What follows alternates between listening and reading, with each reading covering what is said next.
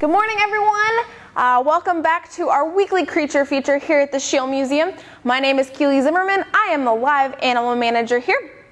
And today's creature feature is going to be the Eastern Kingsnake. Since I think it was at least 4 or 5 weeks back, we talked about our Eastern rat snake, and there were a lot of questions that came about our king snake. So we wanted to talk about our king snake, kind of how they're different today, things like that. So for starters, you'll notice there's a difference in coloration. Our rat snake is going to be all black as an adult, unless it's one of those color morphs, or it's a juvenile, or it has a variety of patterning. King snakes are born with this pattern and keep this pattern, or at least our Eastern king snake. So they're going to have these yellow stripes on them, and the rest of them are going to be black. Also, king snakes tend to be smaller. So on average, they are 3 to 4 feet long. The longest one on record is a little over 7 feet. So they're going to be a smaller snake than our rat snake. And rat snakes climb, while king snakes stay on the ground. There's also a difference in what they eat, which we'll get to in a little bit. Also, so you have an idea of where we can find Eastern king snakes, that's going to vary a little bit more or a little bit less than our rat snake. Our Eastern rat snake is found all over the place. Our Eastern king snake is a little more specific, though there's varieties or different species of king snakes all throughout the United States. Just near us, it's our Eastern king snake. You may have also heard it called a black king snake or a chain or link king snake. There's a lot of different names that people use for Eastern king snakes.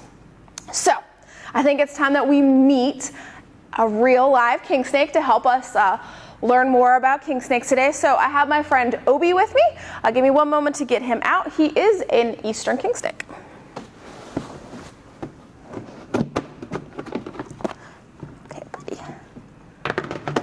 Okay guys, as I said, this is Obi. He is our Eastern king snake. He came to us. He was actually found in someone's basement during the winter. He had some scale damage and injuries, so we brought him back, kind of helped heal those up, and he was not releasable because it was so cold outside at the time that we could not release him back into the wild. He would not have survived. So that's how he ended up here with us. So we saved him from a fate.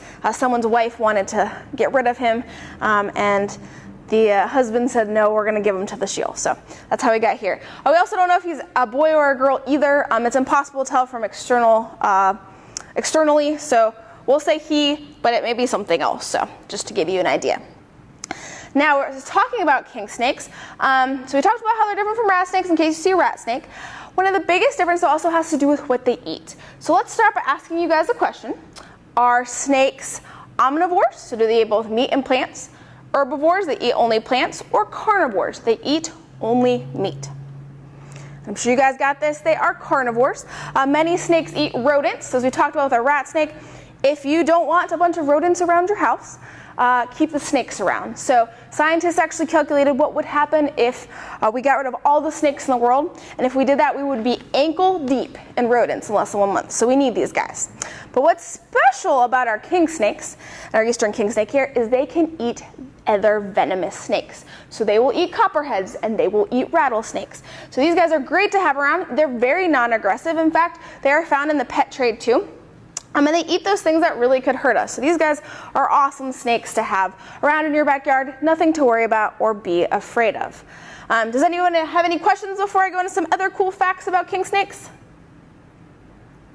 Okay, so awesome. So as I talked about earlier, you find rat snakes a lot can climb. King snakes you don't. You're going to find them on the ground a lot.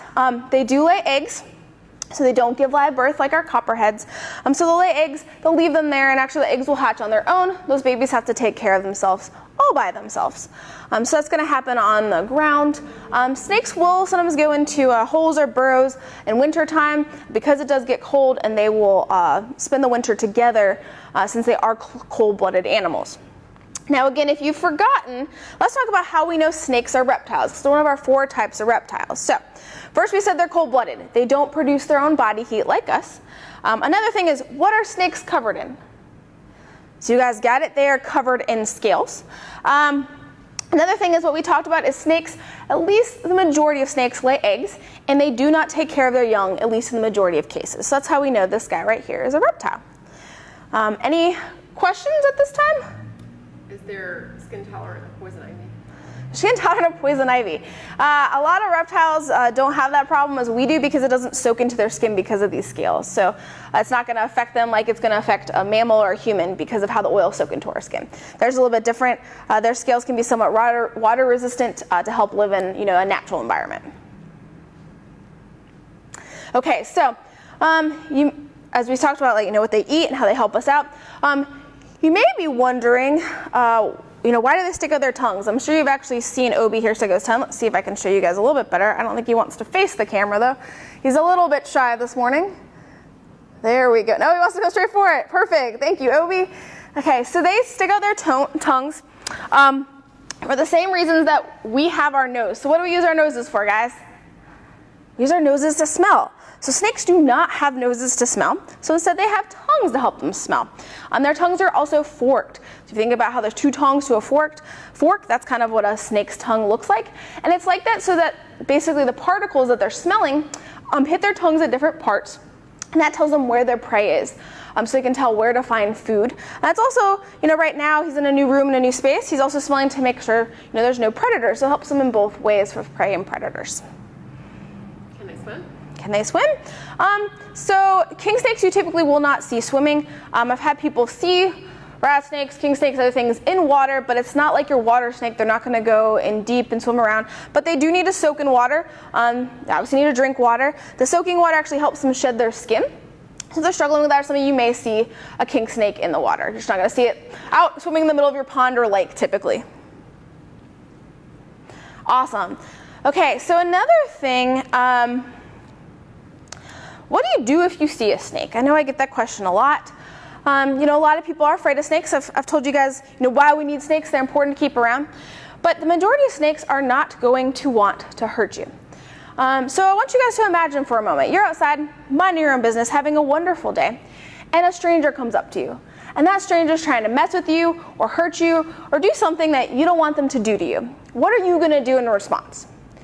And I hope everyone has learned stranger danger. You're going to fight back. You don't ever go with a stranger. Well, we're strangers to snakes we found in the wild, and we're messing with them, and that snake doesn't know what we're trying to do. If we're trying to help them, hurt them, and they don't have arms to punch like we do. They don't have legs to kick like we do. So the only option for defense or protection, especially these guys right here, are to bite.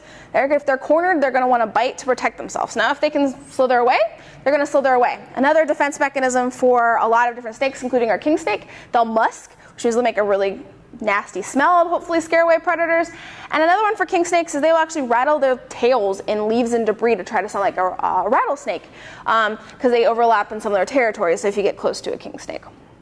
So if you see a snake, my advice is leave it alone. As I said, it doesn't want to hurt you. It'll only hurt you if it's scared or feels like it needs to protect itself. So if you leave it there, I promise you'll be safe. Now if it's in your yard and you're worried about it, they're probably not going to hang out very long, and there's probably some rodents in your yard to eat. So if you can leave it alone, it'll, again, try to help protect you and your family by eating other things in your yard. And I have talked to people who've had king snakes in their yard that never see copperheads, since these guys will eat your copperheads. So any other questions this morning? Well, awesome. Thank you guys so much for joining us today. If you have any more questions, feel free to pop them in our comment feed. I will be happy to answer later today. But the last thing I want to talk about is why do we have a king snake as an animal ambassador here at the Schiele? And just like our rat snakes and other snakes that we have here, it's important. We want you guys to be able to learn about our local snakes, why they're important, why we need to protect them.